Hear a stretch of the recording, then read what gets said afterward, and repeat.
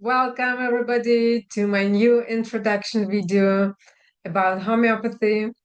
This video has been created especially for new patients, for people that are new in the world of alternative medicine, even for the people that have been using for homeopathy for like a big amount of years. Still will find many useful information here in this video. So just please be on focus because I'll cover all questions that you need to know in order to understand the world of homeopathy. So before we're starting the first deep dive into homeopathy and the meaning and the agenda that we have today in our video, I'll bring some words about myself. Um, I'm a classical homeopath that I came to this field from different other fields. I was brought up in the family of doctors that use homeopathy now as well.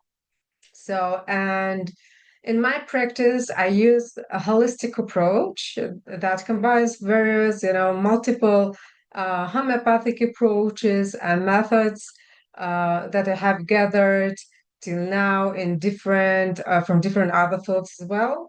So I have been constantly developing myself, and I'm learning different other fields and alternative medicine field.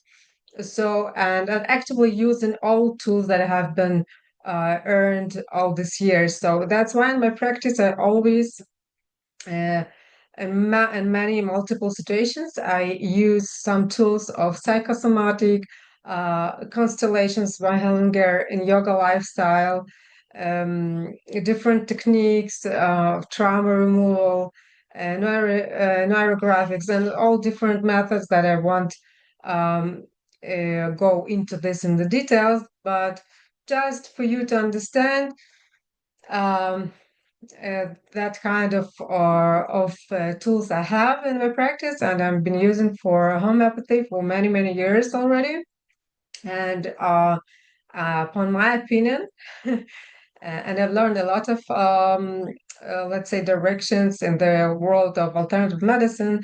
And I have to say that homeopathy provides the best, the wonderful results that I ever seen, that you can ever see in your life.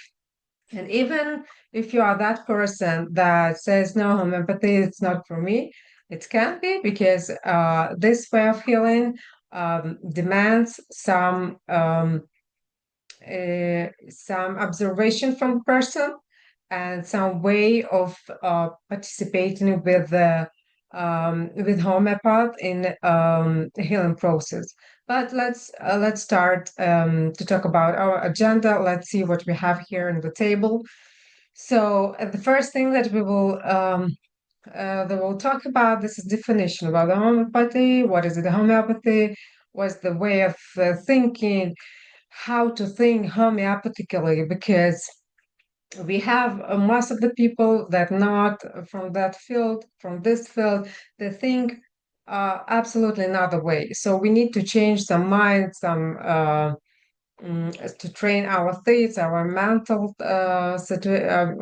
condition in order to know how to observe it. But I will talk about this later on. The second thing, it is benefits. We will talk about the benefits and relationships with other treatments, which is a very important point as well, because homeopathy can bring a lot of wonderful benefits if we will know how to use this. The second thing is well very crucial thing in understanding homeopathy. This is symptom description. Here I will bring some light how to scan your symptoms, how to provide the exact information that your homeopath need in order to match the maximum the maximum exact remedy for you for the best result in healing process.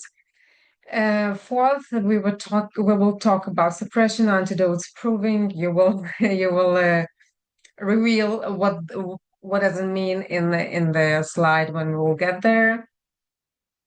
Then we will just bring some short overview of management of chronic and acute cases. And the last thing that we'll stop, this is must read before use. That means that the information that you have to read before you use remedies. A remedy, it is the uh, medicine in homeopathy. So let's start a couple of words about what is homeopathy, how does it work. Homeopathy was developed in the late 18th century by Dr. Samuel Hahnemann, absolutely unique person that owned many languages as well, Hebrew as well, by the way, for those who is from Israel. So homeopathy works gently, and the idea of homeopathy is stimulating the vital force. This is the main idea, because our vital force, if it's in the best condition, can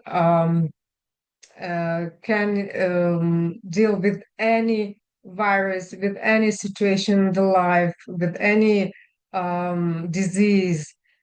So the homeopathy, this is the goal to eliminate the symptoms in order to strengthen the body and to rise the healing power of our immunity, of our vital force. So homeopathic remedies are highly diluted and they're prepared in a specific process, which is there is a special pharmacy that use this process in order to create remedies. We won't get into the details. It's the whole the Torah itself. It's very long and dedicated process. And the approach is holistic. If you know, maybe the idea of curing is called like cures like. What does it mean? It means that appropriate um, appropriate energy of the remedy. We can take just an example of one plant like pulsatilla, that if you're a healthy person and you have no any symptoms at all, and you're taking the remedy of pulsatilla, so you will develop appropriate symptoms, like for example itching, like lacrimation, like short cough, or some other symptoms. And if you provide the same remedy to the person that does really have the same symptoms because he is sick or she is sick, so this remedy will cure him with the process like cures like. This is the main idea, but you don't need to even learn it into the details. You just need to understand the general idea, and the general idea is the vital force. It's just to raise the vital force. For general information, I will just tell you that homeopathy is royal alternative medicine, so it's used in Great Britain for a long period of time. It works perfect on the high level of government medicine level in Germany and in many other countries, like in India, there are hospitals that work only on homeopathy remedies. So it's very well known, proven, and very unique tool to help the people. So very important to know that there is a principle of individualization, which means that each person is considered to be very unique, and we need to match the remedy to the proper person, because what will help, for example, for one person, won't help to another person. So it's very important because each of us is very individual. Even if we think that I have a flu and absolutely the same way as my neighbor has a flu, so it's completely wrong. Just take it into your mind that each person has different flu, each person has different hay fever and whatever. And this is the main thought that you need to keep into your mind in order to scan your symptoms, and we will talk about this in a bit later. So we will talk exactly about the train of thoughts. What does it mean to change your mind into homeopathic mind? Because you need to think or to look at the things a bit differently. First of all, this is the first thing that I told you, that you are not you have not the same as any other have. Then uh, you just need to observe yourself more and never to compare to another way of healings, because it's completely different way of healings, and it doesn't work like a regular medicine. There are conservative regular medicines, like if you have a headache, so you take something anti your headache, or if you have, or if you just have some burns, so you put your finger into the cold water and to have this opposite. So here it's completely another way not to think anti, opposite, think as a like upon the like by like cure process. So in homeopathy, we have different fields, let's say, different options how to use homeopathy. We have social, it is as what you have, what you see here is the Schussler salts. This is the way, this is homeopathy of low potencies that you probably can use in most of the cases as, addition to your daily basis, but it's different field as well, but completely related to homeopathy and brings a lot of results. And I'm combine this knowledge about Schussler style healing as well in my practice, quite a lot. Then Bach flowers, you probably heard about this a lot and maybe faced in the past as well a lot. This is as well part of the homeopathic treatment. And there are different fields, like not different fields inside of the field of homeopathy. It's called detox, where we can work on to remove different uh, different hormones, different difficult stuff that we have in our body. Just for you to know that all these ways we can use inside of the homeopathy and to provide wonderful results. So there are different types of drugs. How does it look, this homeopathy remedy? You can see here on the picture that it can be like a small globulus. It's called globulus. And it can be in the bottles in dilution with alcohol. It can be in tablets. It can be even digital, so you can get it even as a track to listen.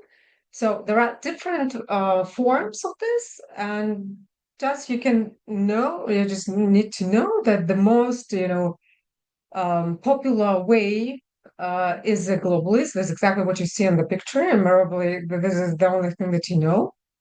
And this is quite enough.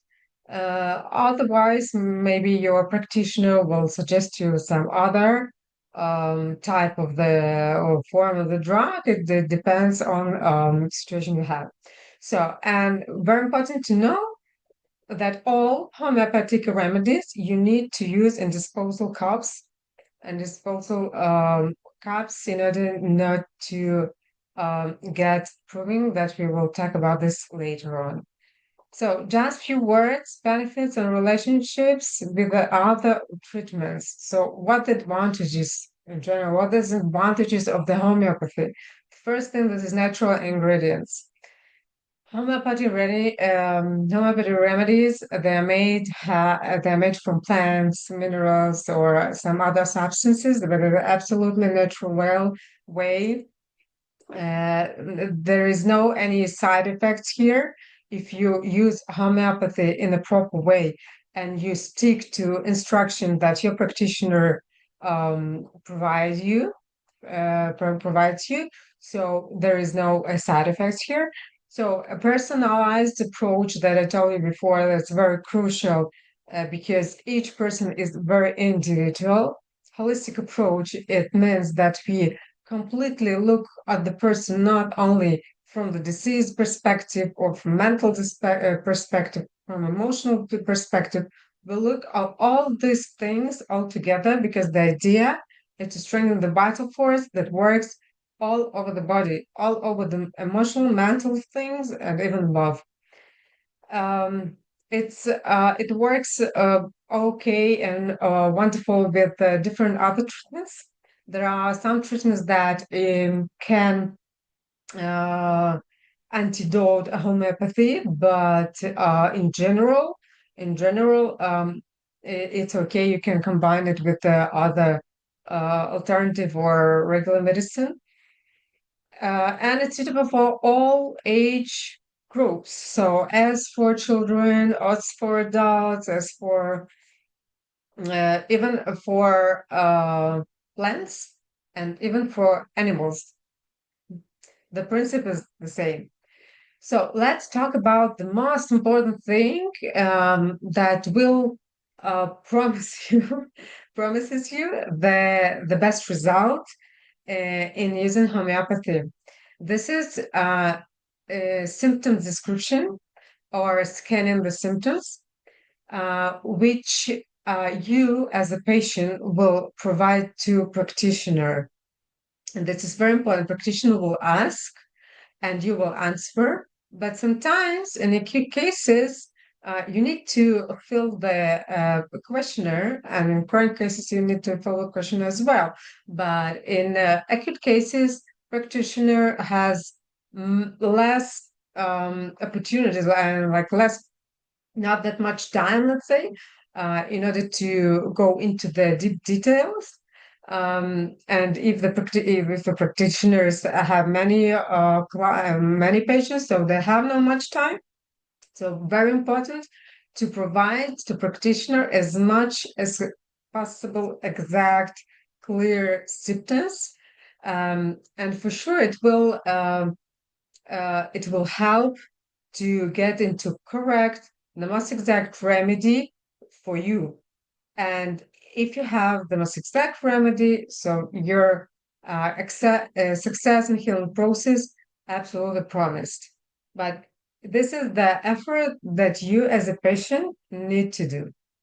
That's why that I'm always telling and explaining that maybe homeopathy doesn't suit to everybody because not everybody is ready to make some efforts like this. But let's see, it's really not that difficult. Just need to understand once and then to run on this. Okay, so what does it mean, exact symptoms? Okay, very important to explain what you are experiencing. Okay, how do you experience the situation that you have um, from physical perspective, from mental perspective, and from emotional state? Very important to talk about intensity, duration, and time frame. So put attention if you have a headache. When it usually comes to you.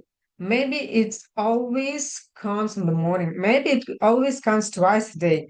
Just put attention. How does it work to you? Then location. Always when you say, "Oh, I have a headache," yeah, so you need to understand, you need straight away to say, where do you have the headache? Exactly the point. If this the pain, that this pain, what kind of pain? Always search for adjective for this pain, stitching pain, drawing pain, um, cotton pain, whatever. Okay.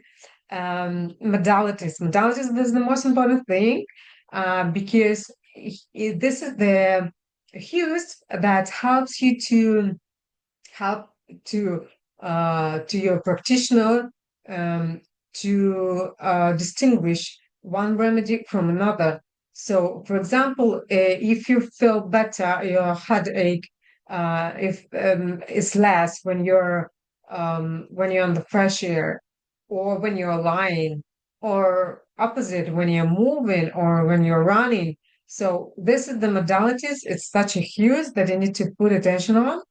You can even have a look on this person in the picture, which is coughing. So it's not the just a person that coughs. It's a person that's having his hand on his stomach, yeah, and he has such a proper face expression. So maybe they have pain. So try to look at the picture, and as much as more as possible to understand details of this picture. This is the way how you scan your symptoms. Put attention if these symptoms come to you every season. If it's, for example, hue fever, so it may become it may be comes to you every winter, every summer, whatever, every spring. So then put attention to emotional state. Always, when you're talking, when you talk about appropriate disease or appropriate complaint, just first of all, remember to think, when did it start? What was happened before it started? Just try to think what happened before, um, and just to provide this to your practitioner. He will connect the things if they are connected. Don't do this by yourself. Um, as well important to consider how your mood changes depending on the physical condition, or the physical or depend on circumstances. Talk about general well-being. Describe how you feel in general. Maybe you are a hot person, you always feel hot, and you're a very annoying person, just annoying when there is no air condition in the room or something like this.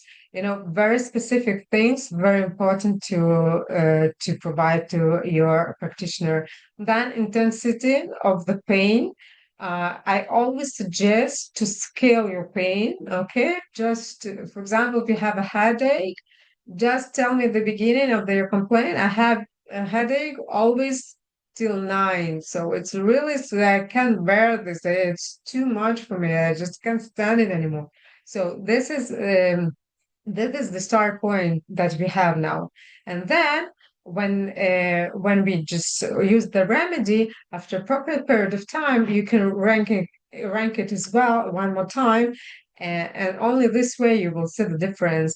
And the last slide of this presentation, you will see how do you build your table of the symptoms in order to provide it to the practitioner, in order to see for herself how it works and how you are healing step by step.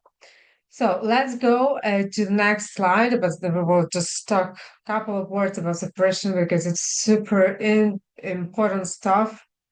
Suppression is a lot of chemicals that we use from regular medicine, such as antibiotics or different on different hormonal therapy and so on. It can suppress the illness, the disease. And everything what is suppressed is never it's not healed. It's just suppressed. If you have a headache and you take the pill anti-headache, yeah, that removes the headache, or just like bring more exact example. For example, you have a fever and you take the paracetamol to remove your fever. So you suppress the fever, and you suppress the reaction of your organism um, uh, to heal itself. So this all each suppressions they will bring to slower process of healing, and always everything that has been suppressed in the past, in the pure healing process, we will go up. and it will show up in appropriate stage and in appropriate way. It's not always everything is suppressed, but everything that your organism um, couldn't, let's say, stand anymore. And in the pure healing process, it will show up. So that's why it's very important not to suppress.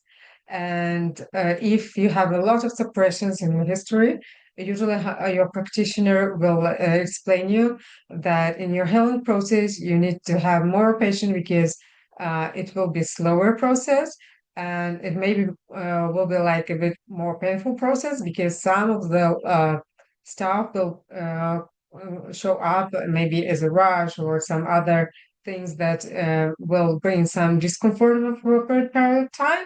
But the end of this story is the happy end. So this is the thing, why I'm saying that it doesn't maybe suit to everybody, because not everybody has a lot of patience. But for everybody who is ready and want to be healed, this is the way. So what is it? Antidote? Antidote is the thing that will neutralize the homeopathic influence, homeopathic effect. So there is a list of stuff that better not to use while homeopathy healing. So such as mint, or maybe strong alcohol. I'm usually sending the new patient instruction for all these details. Um, this is very important to know before you start using. If you just can't live without coffee, coffee can antidote as well.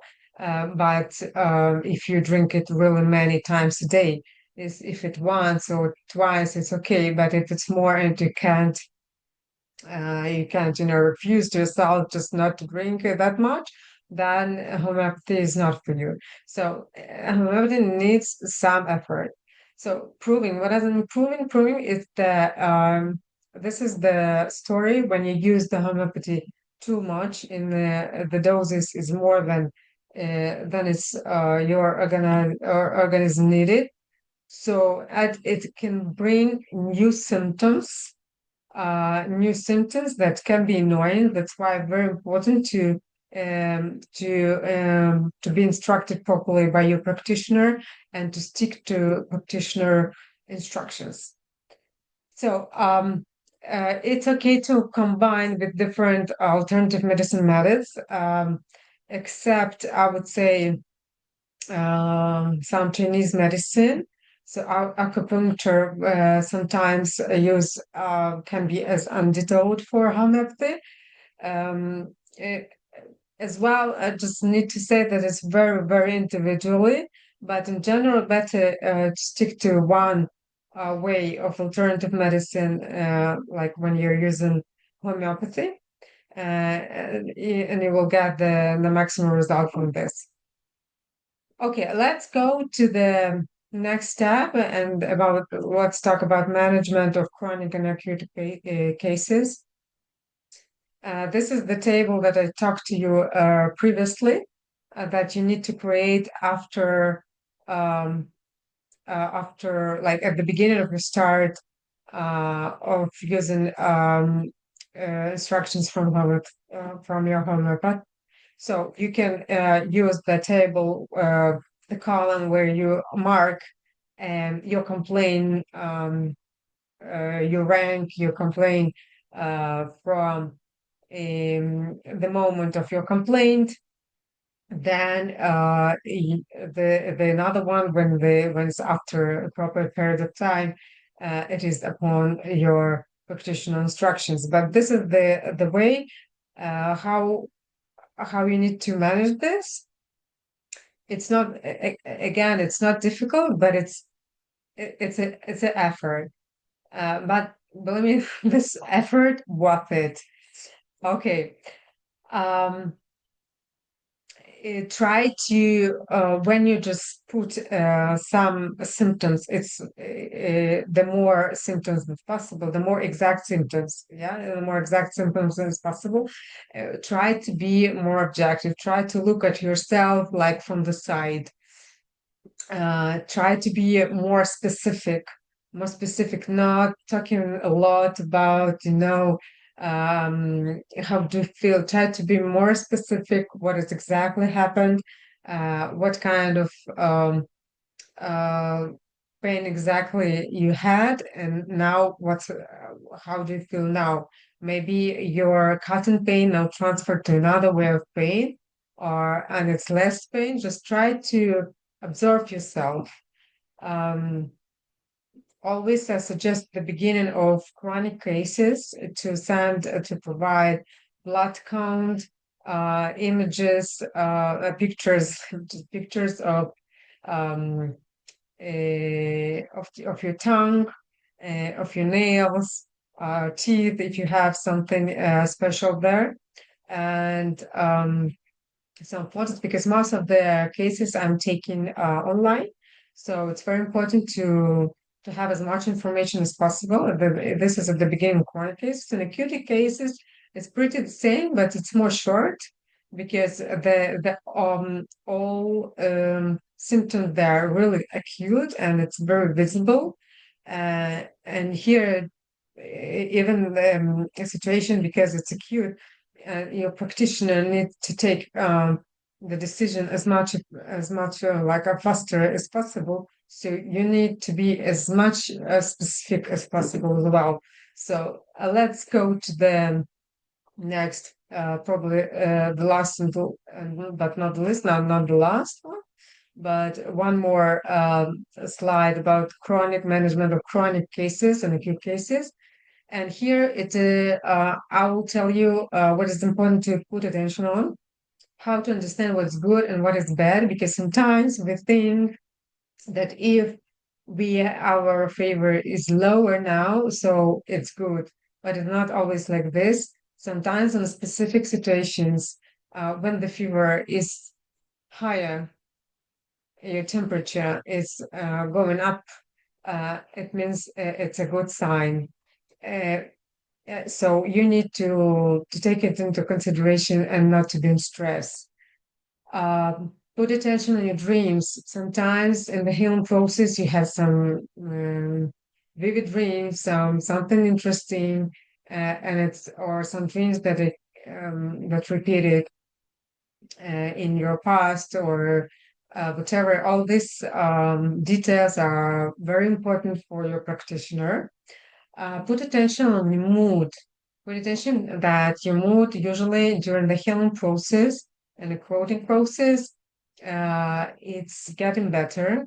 And this is a very good sign because always it's starting from above. So, in an acute case as well.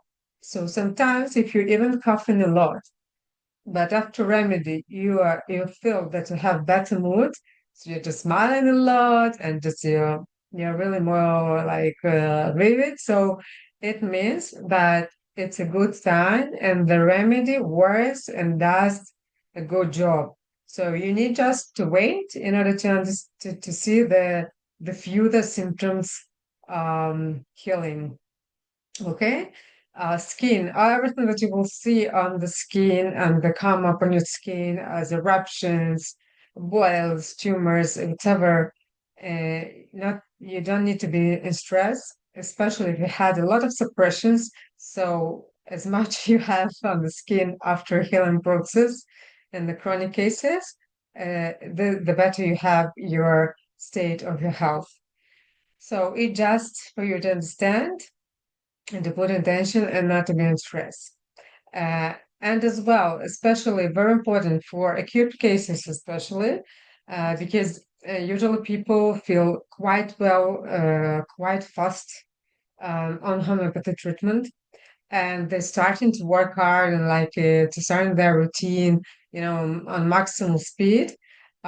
Here you need to understand that it's very important to give to your body time to recover.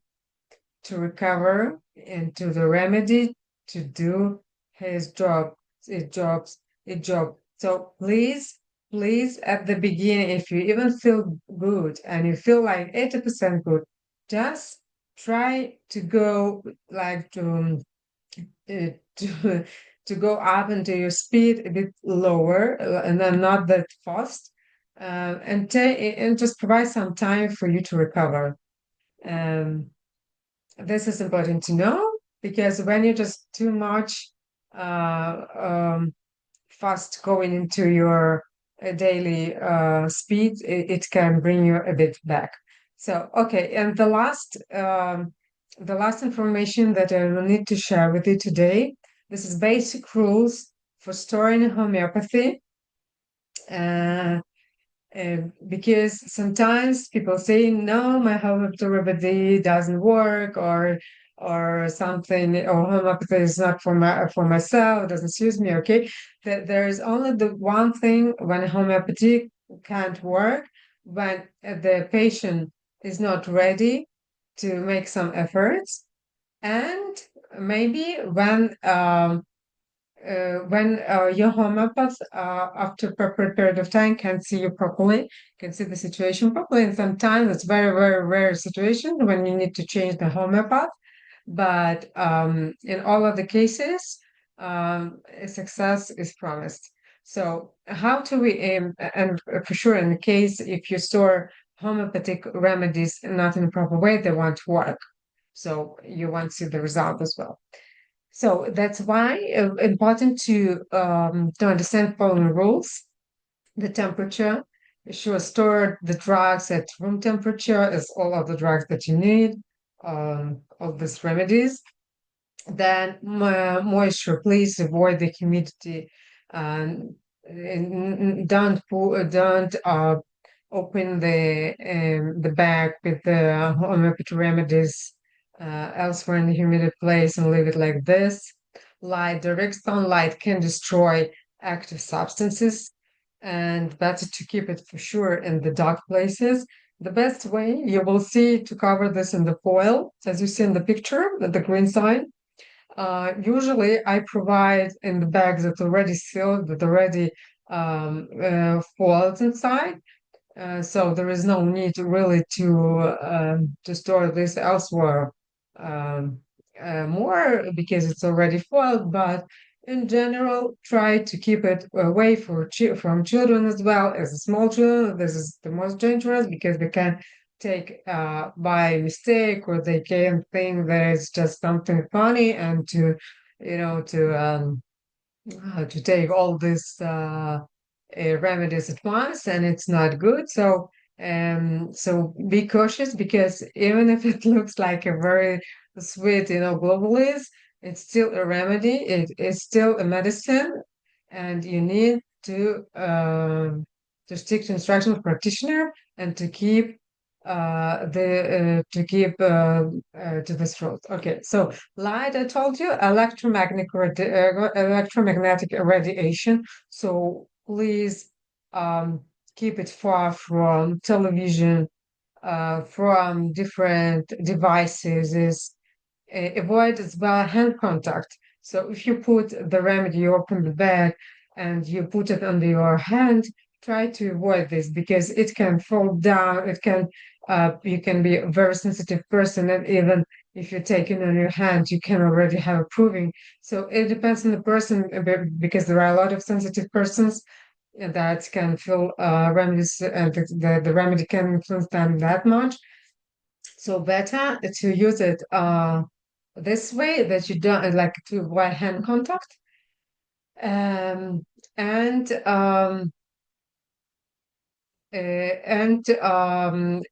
not to uh, not to leave it elsewhere on the floor, or just keep it like this and you forget to just to clean, or and remedies like globalists simply are spreading on the floor. This were the situations, they are not acceptable at all in such type of homeopathic treatment.